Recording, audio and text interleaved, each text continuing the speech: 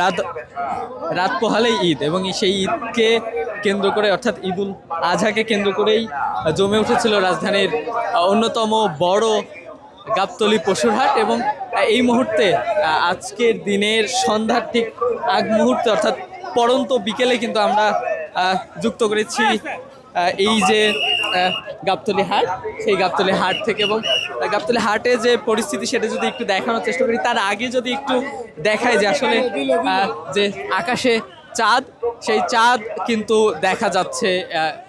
এবং যে গরুর হাটের দৃশ্য দেখতে পাচ্ছি আমরা, অনেকে গরু কিনছেন, অনেকে গরু কিনতে আসছেন, অনেকে গরু কিনে ফেরত যাচ্ছেন, অনেকে গরু বিক্রি করে ফেরত যাচ্ছেন, সেই দৃশ্য কিন্তু আমরা দেখতে পাচ্ছি। এবং যেই দৃশ্য আমরা দেখতে পাচ্ছি একটু যদি দেখানোর চেষ্টা করি, আসলে অনেকেই গরু কিনে হাট থেকে বের হচ্ছেন, অনেকেই হাসিল দিচ্ছেন। এবং এইবারে যে গরুর বাজার, আমরা গরুর হাট ঘুরে আসলে যা দেখতে পেয়েছি সেটি হলো যে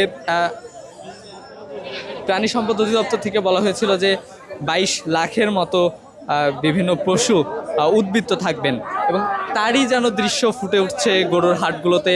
আমরা বেশ কয়েকটি হাট ঘুরে দেখেছি, রাজধানীর হাটগুলোর বলা যায় একই চিত্র, যথেষ্ট ক্রেতা শূন্য, অর্থাৎ ব্যবসায়ীদের যে পরিমাণ আশা সে পরিমাণ ক্রেতা কিন্তু নেই। অন্যদিকে গরুর দামও বেশ কম, এমন অভিযোগ করেছে গরুর ব্যবসায়ী যারা আছেন তারা।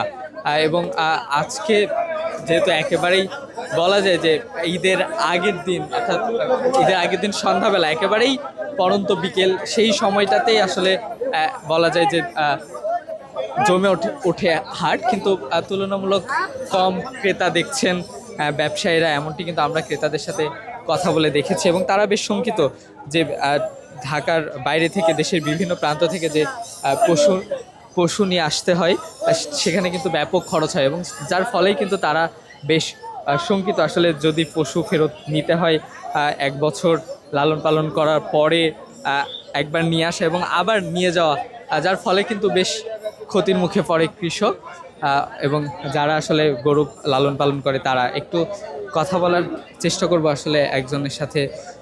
ভাই একটু কথা বলি, কি দেখছেন হাটের অবস্থা এখন? হাটের অবস্থা খুব ভালো নয়, বেচে কেনা হচ্ছে কিন্তু খুব রেট কম। কয়টা গরু নিয়ে আসছেন? আমরা নিয়েছি 17টা। কয়টা আছে এখন আছে, এখনো 5টা আছে। যেগুলো বিক্রি করছেন সেগুলো আসলে কিভাবে, মানে লাভে নাকি? না না, লসের দিকে আছে। কোথা থেকে আসছে? এটা আমরা চাপাই নবাবগঞ্জ।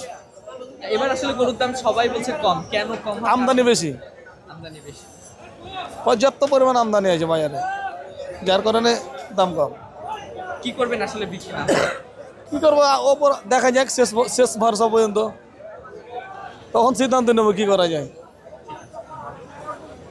দর্শক, কথা বলছিলাম একজন গরু ব্যবসায়ীর সাথে, এবং উনি কিন্তু বলছিলেন যে 5টা গরু নিয়ে এসেছে, এখনও পর্যন্ত 5টা গরু অবিকৃত আছে, এবং যেগুলো বিক্রি করেছেন সেগুলো বেশ লোকসান দিয়েই বিক্রি করেছেন, তেমনটি জানাচ্ছিলেন। এবং আমরা এখনও যদি একটু দেখাই যে হাটের যে পরিস্থিতি, বেশ বড় বড় গরু কিন্তু এখনও অবিকৃত অবস্থায় আছে, যেগুলো এখন পর্যন্ত বিক্রি হয়নি, সেটি কিন্তু আমরা দেখেছি। আমরা আরেকজনের সাথে কথা বলবো। একটু কথা বলি ভাই, আপনি ব্যবসায়ী? আমি খামারি। কি দেখছেন হাটের, কি অবস্থা দেখছেন?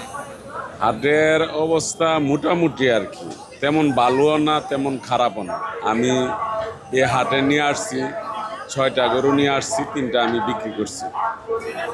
যে 3টা বিক্রি করছেন আসলে সেগুলোতে লাভ হয়েছে নাকি? মোটামুটি লাভের দিকেও না বা লসের দিকেও না, ভালোই মোটামুটি। এখন আসলে শেষ সময় কি আশা করছেন? শেষ সময় তো এখন 3 পিস গরু আছে আমার, এখন দেখি যদি বিক্রি করতে পারলাম, না হয় আমি গ্রাম ফার্মে নিয়ে চলে যাব। কোথা থেকে আসছেন? আমি নরসিংদী রায়পুরা থানা, আলগি বাজার, মানসুর আকরাম এগ্রো ফার্ম। ওকে। দর্শক, কথা বলছেন আরেকজন খামারির সাথে, তিনিও বলছেন আসলে তার গরু কিন্তু যদিও তিনি লোকসানের কথা বলেননি, কিন্তু খুব যে লাভ হয়েছে তেমনটিও বলছেন। তো এই ছিল আসলে রাজধানীর যে গাবতলী পশুর হাট, সেই পশুর হাট থেকে সর্বশেষ পরিস্থিতি। এবং দর্শক, সবাইকে ঈদের শুভেচ্ছা, ঈদ মোবারক।